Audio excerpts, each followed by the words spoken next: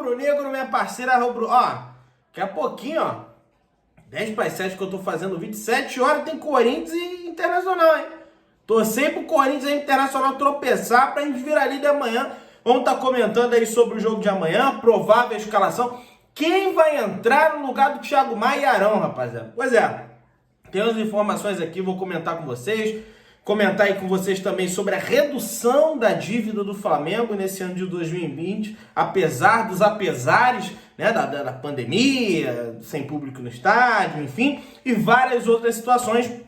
Então acompanha aí o vídeo até o final, se inscreve no canal, tem um botãozinho vermelho aqui embaixo, inscrever-se, se inscreve no canal, aciona o sininho da notificação, amassa o like e toca aí, meu brother. Tocou? Mas tu não, tocou de verdade? Então vem comigo, rubro-negro, vamos às notícias do Flamengo, nação. Me segue no Instagram, me segue no Twitter, os dois links estão aqui embaixo, no primeiro comentário fixado no vídeo.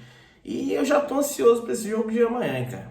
Tô ansioso, acho que a grande chance do Flamengo, a gente já teve outras oportunidades, teve aquela lá contra o Bragantino, tivemos a oportunidade contra o Inter, e amanhã pode pintar mais uma oportunidade para o Flamengo virar líder aí do Campeonato Brasileiro, tendo em vista que o Inter vai jogar agora, né? Temos que torcer pelo Corinthians, pelo menos no mínimo empate, para que a gente vença amanhã e se torne líder do campeonato. Vou comentar aqui com vocês a escalação que está aqui no Globoesporte.com, né? Acho que é matéria aí do Felipe Schmidt, né? Dizendo que o Dom indica que o João Gomes, aquele, né, jogador volante da categoria de base do Flamengo, que entrou contra a equipe do Júnior Barranquilla no Maracanã, foi elogiado pela torcida rubro-negra, né? Apesar de ele ter jogado por pouquinho tempo ali, a gente vê quando o jogador é bom.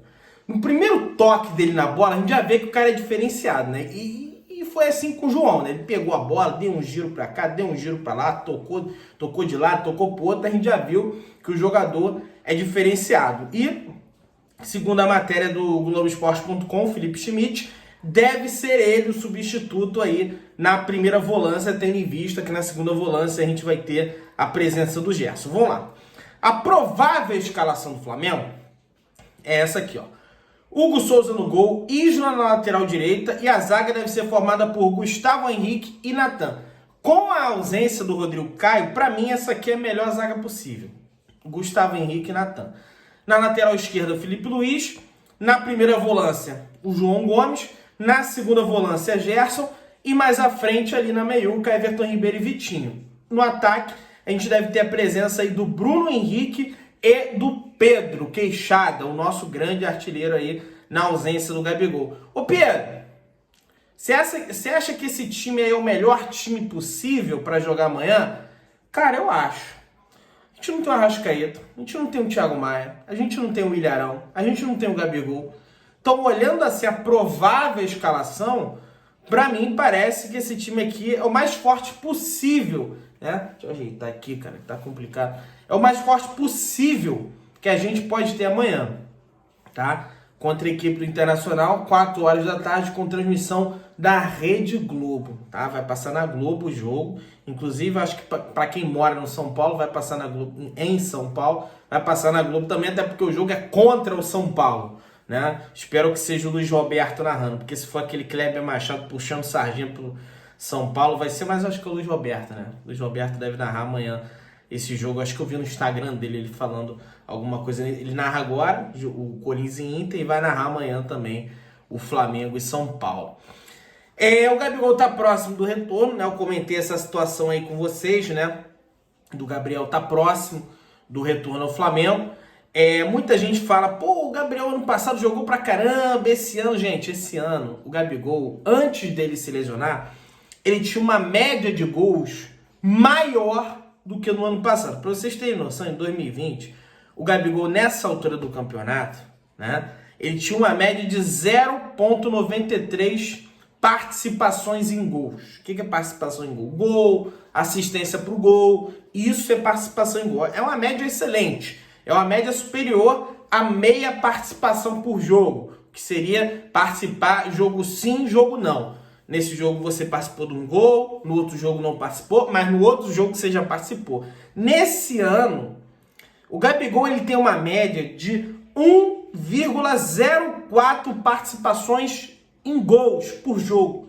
É uma média, assim, absurda. Significa que todo jogo, ele pelo menos uma participação ele tem por gol, né? Todo jogo, ele pelo menos tem uma participação em um gol, né? Por exemplo, Flamengo e Fluminense, ele vai dar uma assistência ou vai fazer um gol. Flamengo e Inter, ele vai dar uma assistência ou vai fazer um gol. Então, eu vejo muita gente aí na boa fase do deixa o Gabigol lá, o Pedro tá bem aqui. O Gabigol é importantíssimo, gente. Não vamos nos esquecer que ele fez os 2 gols lá da final lá. Mas tava fácil o cacete. O cara tava bem posicionado, mandou a bola pro fundo do babu. Então vamos valorizar também o Gabriel. Agora, saindo um pouquinho... e amanhã quem apita é o Caio Max de Oliveira, né? Acho que é isso aqui. Deixa eu ver o nome do árbitro. Caio Max, árbitro, né? Que eu gosto sempre de comentar sobre... Caio Max Augusto Vieira é o nome do árbitro de amanhã. Ele é do Rio Grande do Norte, tá? Eu não conheço, então não vou falar. Não conheço, né? Então não posso falar se é ruim, se é bom. Sabe quando eu sei que é ruim, eu solto o porrete aqui, mal. Esse cara aí, vocês viram, né? Até que o Pavão aí, que apitou o último jogo do Flamengo, né? Não fez burrada, não. Até fez um bom jogo, né? Sempre com aquelas papagaiadas dele. Vocês viram, né? Mas não fez um jogo ruim, não. Agora vem a boa notícia.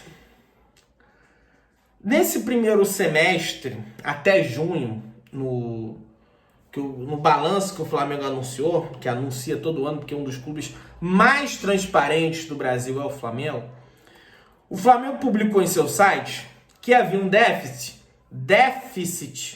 de cerca de 26 milhões de reais. O que é déficit? É prejuízo, ou seja, no primeiro semestre de 2020, o Flamengo teve um prejuízo de 26 milhões de reais.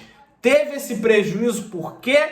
Porque não aceitou o dinheiro do contrato da transmissão do Campeonato Carioca. Tivesse aceito ali, o Flamengo não teria esse prejuízo. Tem sempre que falar isso. A notícia boa é que esse prejuízo já diminuiu. O prejuízo que era de 26 milhões caiu para 19 milhões, né? Ou seja, teve uma diminuição cerca de 6 a 7 milhões no prejuízo, até porque agora o prejuízo é de 19 milhões e 800 mil reais. Então teve uma queda exatamente de 6 milhões,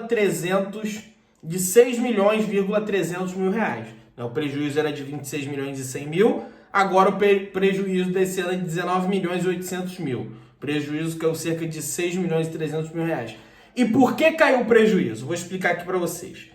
O Flamengo vendeu cerca de 25 milhões de reais em jogadores, né? Como Caio Roque, vendeu o Vinícius Souza, né? Aliviou a folha salarial, acho que vendeu e emprestou o Pires da Mota, aí saiu o Berril, né? Então, com essas saídas, o Flamengo deu uma enxugada na sua folha salarial. Fora que começou o Campeonato Brasileiro. E com o início do Campeonato Brasileiro, o Flamengo teve acesso às suas cotas de transmissão do Campeonato Brasileiro, que são, né, cedidas pela Rede Globo, porque é ela que transmite os jogos do Flamengo. Transmite os jogos do Flamengo e, em contrapartida, ela dá um dinheiro ao Flamengo, que é cerca de 300, 400 milhões, alguma coisa nesse sentido aí. Então, só nesse ano de 2020, o Flamengo teve uma arrecadação, apesar da pandemia, questão de bilheteria, né, não ter bilheteria, o Flamengo já teve uma arrecadação de cerca de 510 milhões de reais. No ano passado, quando tinha bilheteria, a torcida podia ir ao estádio, não tinha as complicações financeiras da pandemia, o Flamengo havia lucrado 142 milhões... Lucrado não, desculpa. O Flamengo havia arrecadado 142 milhões a mais do que agora, tá? Ou seja, se a gente arrecadou agora 510 milhões, no ano passado a gente tinha arrecadado nessa altura do campeonato 652 milhões, tá?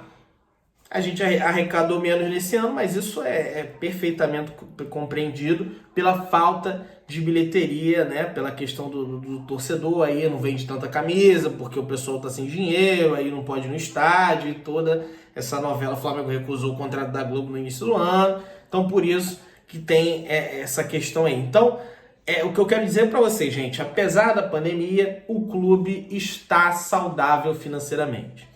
E isso que é importante. Essas foram as notícias do Flamengo. Agora eu vou acompanhar Corinthians Internacional. Vamos pra cima, Corinthians! Vamos arrancar pontos aí do Inter. Valeu? Tamo junto. Saudações rubro-negras e vamos pra cima do São Paulo amanhã!